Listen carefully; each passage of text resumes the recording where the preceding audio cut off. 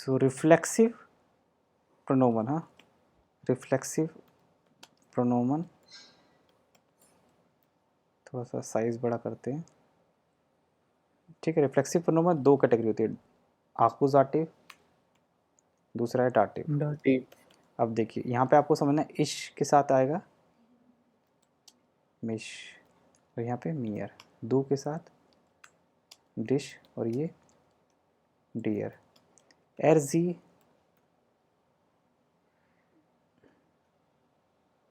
एरजी S में दोनों ही same रहते, ध्यान देना, ठीक है। ये सबसे इजी होता है, जिश, और यहाँ भी जिश। तो मतलब क्या है कि आपको कहाँ ध्यान रखना है, इश और दू में, ठीक है, ये आपको समझना है।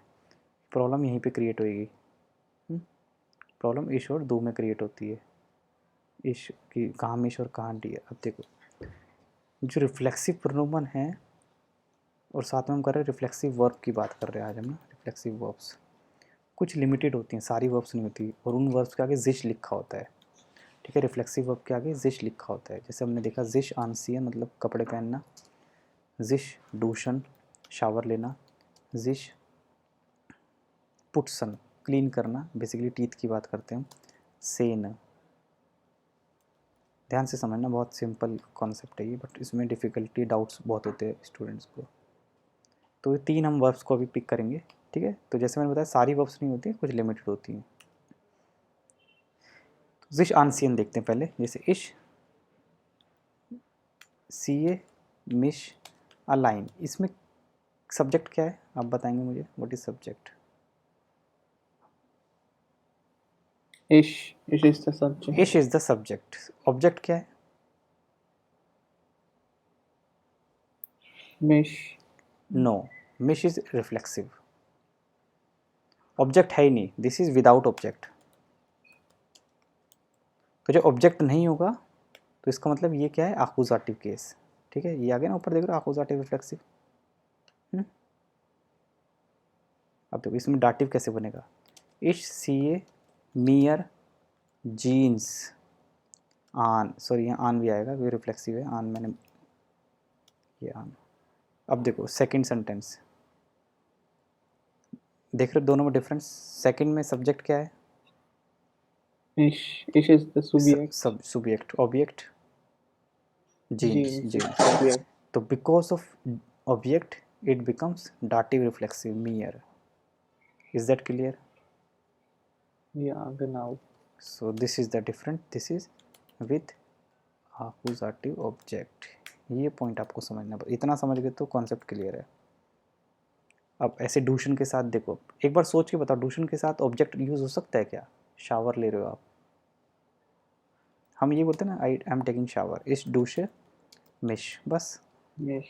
इसमें ऑब्जेक्ट नहीं आएगा मेरे हिसाब से, है ना। तो ये मिश ही रहेगा, मोस्टली केसेस में आप देखोगे इसको मिश ही मिलेगा ये, है? हो सकता है एक आधे केस एक्सेप्शन, थोड़ा सोच के देखोगे तो एक्सेप्शन बन जाएगा कुछ, और इस डूशे मिश। नेक्स्ट देखते हैं पुट्सन वाला, क्लीन।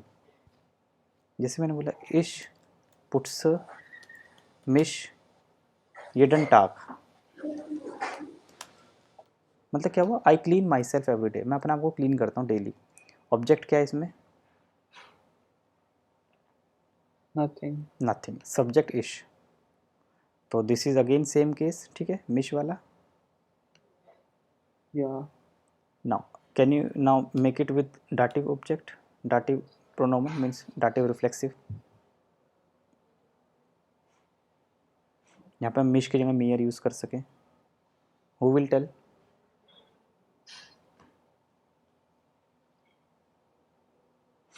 इश पुट्स मिया सान jeden Tag। यस, हम यहाँ पे टीथ लगा सकते हैं, इशपुट से मियर डीथ सेन।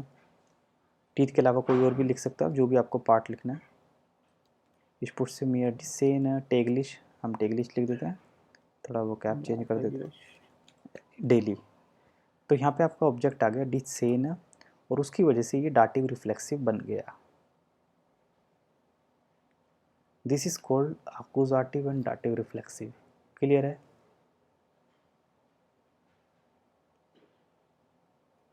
या तो विदाउट ऑब्जेक्ट अक्यूजाटिव, और विद ऑब्जेक्ट डाटिव। डाटिव। तो I will send this document to you also, ताकि आप रिवाइज कर लोगे। इस तरह से एक वर्ब और थी शायद अभी, केमन, जिश केमन होता है कॉम करना अपने बालों को। हार वॉशिंग। हाँ, अब यहाँ पे हम ऑब्जेक्ट लगा सकते हैं ना, हम क्या कॉम करेंगे हाँ, अपने हार, तो डाटिव बन जाएगा डिश। इश केम मियर डी हार, मीन्स मैं अपने बालों को कॉम्ब कर रहा हूँ। तो बाल जो है आपके ये आकुजाटिव ऑब्जेक्ट, तो इसीलिए ये बन गया डाटिव रिफ्लेक्सिव। और अगर बाल हटा दें हम तो बन जाएगा आकुजाटिव कैसे, इश केम मिश मिश। करेक्ट, इश केम मिश, ये हो गया आकुजाटिव। समझ आ गया इतना, कोई प्रॉब्लम तो नहीं आई होगी है ना, बिल्कुल सिंपल तरीके से हमने किया है। बताइए, क्लियर है? या ऑल इज क्लियर। तो देख लो, इसीलिए मैंने कहा था इश और दू में प्रॉब्लम आती है ना। अगर सपोज एर और जी है तो दोनों में जिश ही आएगा, कोई सोचना ही नहीं है फिर, चाहे आकुजाटिव हो चाहे डाटिव हो। बट कॉन्सेप्ट आपको पता होना चाहिए, डाटिव कब बनता है, इफ़ वी आर यूजिंग आकुजाटिव ऑब्जेक्ट।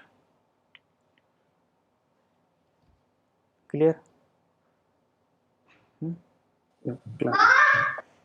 उसके बाद हमने देखा था ये मोडाइल वर्ब में बता रहा था आपको क्योनन और डेरफन में डिफरेंस।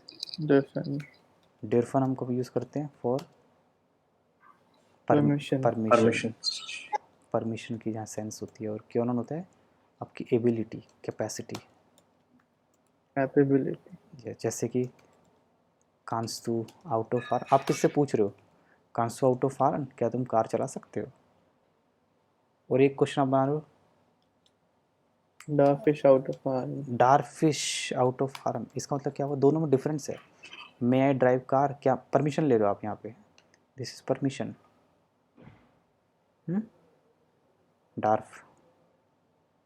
और यहाँ पे आप किसी से पूछ रहे हो कि are you able, are you able to drive, क्या तुम्हें आती है? जैसे हम बोलते हैं ना कि इश कान गुड डॉइच, इसका मतलब क्या हुआ, एक्सप्रेशन। एक्सप्रेशन की जरूरत नहीं, ये सेंटेंस ऐसे ही लिखते हैं हम ज़्यादातर।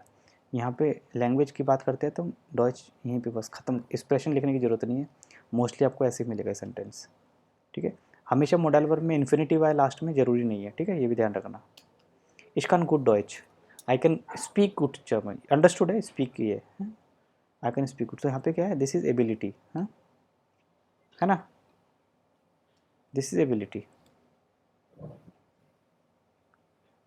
जैसे इस डार्फ होइटे निस्ट आउसगेन, मैं आज बाहर नहीं जा सकता, तो मतलब क्या है, परमिशन नहीं है मेरे को, I am not allowed, I am not allowed to go out today. और डाफ्स टू मिट मियर इन स्कीनोगेन, यहाँ पे क्या हुआ ये, अब this is also permission, may you go with me, हाँ, जैसे हम बोलते मे आई कम इन, डार्फिश राइन कॉमन, यहाँ भी परमिशन मांगते हैं ना, मे आई कम इन, डार्फिश राइन कॉमन। तो ये सब सेंटेंस आपको समझने बेसिक है, इसमें मिस्टेक्स होती हैं, क्यों से इसको डिफरेंस, हाँ, अलग अलग रखना है। तो I will send you this document, हाँ,